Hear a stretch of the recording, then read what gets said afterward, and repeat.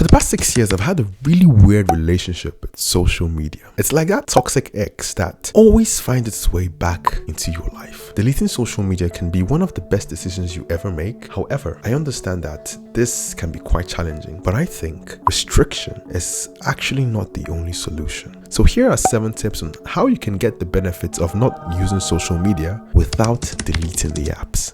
Turn off notifications. Now, I know this may sound really simple, but notifications are actually one of the key ways these apps hook your attention. Now, there's a really popular saying, out of sight, out of mind. And what do these apps do? They literally shove themselves in your face through notifications, thereby creating space in your mind. They notify you about everything, from that friend you had in primary school who you haven't spoken to in 15 years, and they notify you that that friend sneezed. Okay, I mean, that might be a bit of overkill. These notifications are designed to actually get you thinking about the app. And even if you do not click on it immediately, it's going to be top of mind when you are doing something else. Purge your feed. One way that I found to really reduce the hold that social media apps have is when you unfollow accounts that do not really add meaningful value. Like those interesting meme accounts that give you interesting memes, but make your mind an uninteresting place. When you actually do unfollow these low value accounts, it actually gives space for the valuable accounts that you do follow. Let me let you in on my little secret. Sometimes when I'm scrolling through Instagram and I stumble upon a motivational post from one of the value adding accounts, I actually tend to feel guilty. Usually when I feel that way, I actually leave the app. Finding your passion. One of the reasons why you may have problems with social media is usually because you're bored. And one really interesting way that I found to almost completely do away with boredom is to find a passion, like starting a YouTube channel or writing a blog or even knitting. The whole point is, when you're really invested in a passion, all the free time you'd have used to doom scroll on social media, you would actually funnel that time into developing your passion or your hobby, making that time way more productive than it would have been otherwise. Curate content for later. Now, what do I mean by this? Sometimes you might still find yourself falling short and scroll on social media, but instead of making that time a complete and utter useless waste, you could actually make it more productive by doing something really interesting.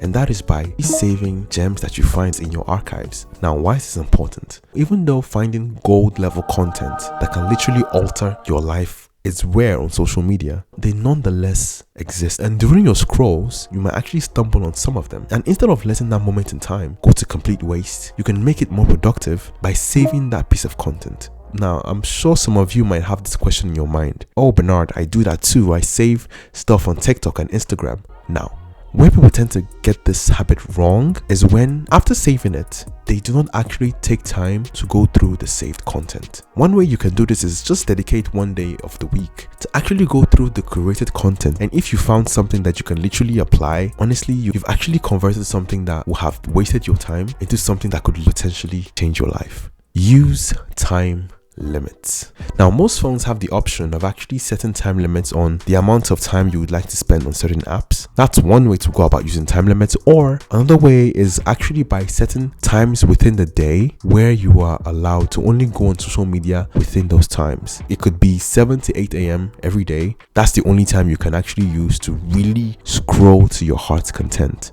FOMO isn't real. Now, a big reason why we might be compelled to just go online and look for the next big thing that is happening is because sometimes we may feel that, oh, if I do not click on this, or if I do not know the trending thing that's going on per second or per hour, the world is going to end and I would not know it. But in reality, you could spend months offline and the world will still be spinning like nothing ever happened. And when you really think about it, if anything like literally world ending were to happen, you would actually hear it through some other means like the news or family and friends calling you to tell you about it. So you will still eventually be on the loop if by some probability the world actually does end. Use social media as a reward. Instead of treating social media as this monster that you want to avoid, you could rather treat it like a candy cane that you use to treat yourself when you do a good job. After a good day's work, you can reward yourself by having a few scrolls here and there, because the real damaging effects of social media happens when it begins to prevent us from actually doing something profitable with our time. But when you rather convert social media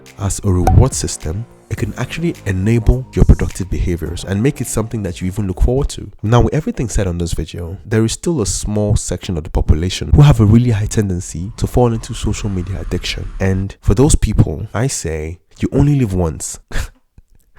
I'm actually just kidding, actually. But for real though, for those people, deleting social media would actually be one of the best things that you can do. Our wisdom nugget for the week: I therefore so run, not as uncertainly. So fight I, not as one that beateth the air, but I keep under my body and bring it into subjection. I would really love to know what you think about this video in the comment section.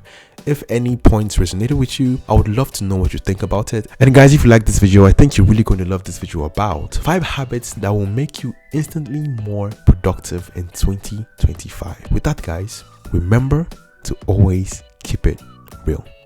Bye, guys.